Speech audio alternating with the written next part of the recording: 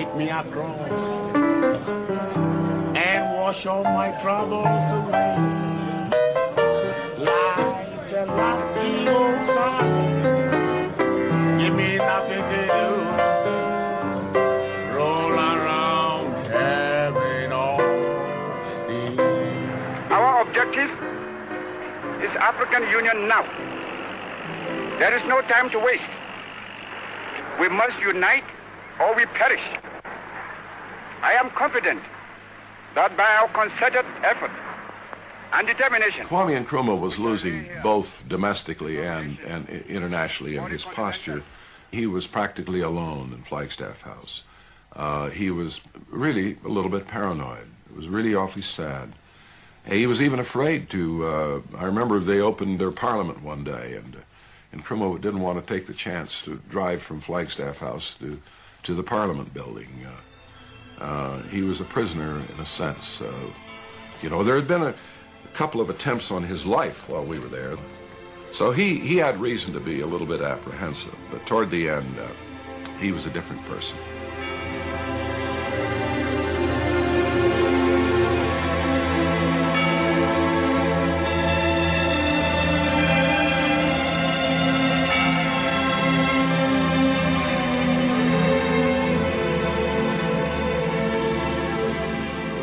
On the 22nd of January 1966, the dam was finally finished. Nkrumah organised a massive celebration. He invited the whole country to attend. The mood of the people at the celebration, the mood of the country was euphoric. There was this vast project which had come in, and they understood it will have a tremendous impact and effect on the country. I felt euphoric. I was quite enthusiastic. I thought a new dawn had come for Ghana. But all that was happening against the background of a country that already had no money, it had exchange controls, import controls. So it was just like a big emperor's new clothes. Nobody could say that Ghana was broke, but Ghana really was broke. President Eisenhower and President Kennedy were genuinely interested in this project because they saw behind the cold figures and the rigid calculations that the Volta River project was not only an economically viable project, but also an opportunity for the United States of America to make a purposeful capital investment in a developing country. You see before you, in all its majesty, strength and power, the Akonsabo Dam, which has tamed the turbulent waters of the Volta. A lot of us, myself particularly, did not take our seats at the official seating place and watch the ceremony from further uphill. Many reasons for that. One of them was that there was talk of possible coup at the time. This is Ghana's Volta River project, a project that is to lead Ghana to a new, brighter, and a more prosperous future.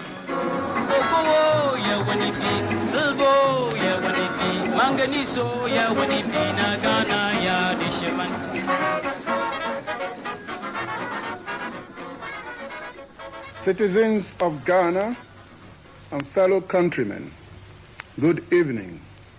The Ghana Armed Forces took over the reins of government of this country after a successful overthrow of the regime of Kwame Nkrumah in what may be truly described as one of the boldest ventures in the history of this country. Hello, fans. Excuse me. Excuse the bristling about with weapons and the flushing in the face, but I've just come from dashing away from doing a bit of liberating and overthrowing the government and all that business. Overthrowing the government is rather heavy going at the best of times, but my goodness, folks, this is a landmine in the history of Africa, no mistake. The military coup won enormous popular support, and Nkrumah had failed to deliver the modern Ghana he had promised. The dam had come too late to save him. But there were other forces involved in planning the coup. America, too, had finally lost patience with Nkrumah. Well, Howard Bain, who was the CIA station chief in Accra,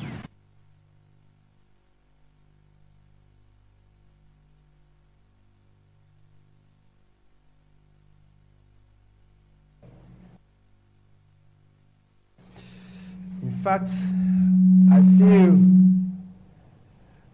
I feel very, very, very sad.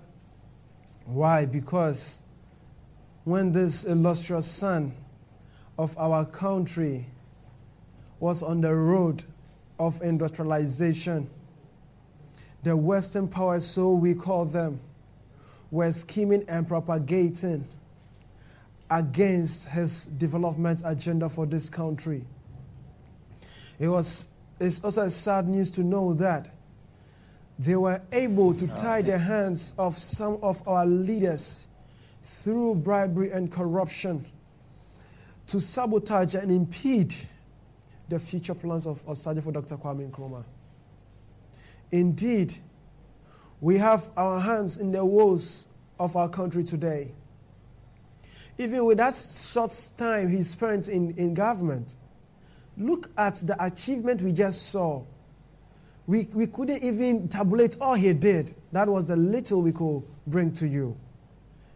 Nkrumah really saw Ghana far from where we even see it now. The agenda to make Ghana go bankrupt was not just because Nkrumah was a spendthrift. But let me ask this question. Let's be sincere and very honest. Upon the achievements and the industrialization, even that was a small one Nkrumah was able to achieve.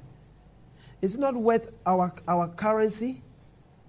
Let's put it vis-a-vis the amount of money that we spent right after his overthrow, and compare it vis-a-vis the development that we've been able to set up.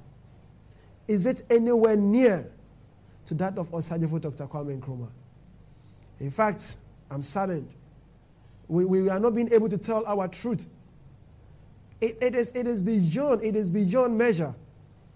Can you imagine that his overthrow impeded the other developmental projects he wanted to do? All that he designed, the little that we brought to you, were done from 1957 to 1966. Calculate it and see which of the government, after the overthrow of Nkrumah within the time frame of 8 years, has been able to come even by 50% of what Nkrumah did. Let's be sincere, Africans. Let's be honest.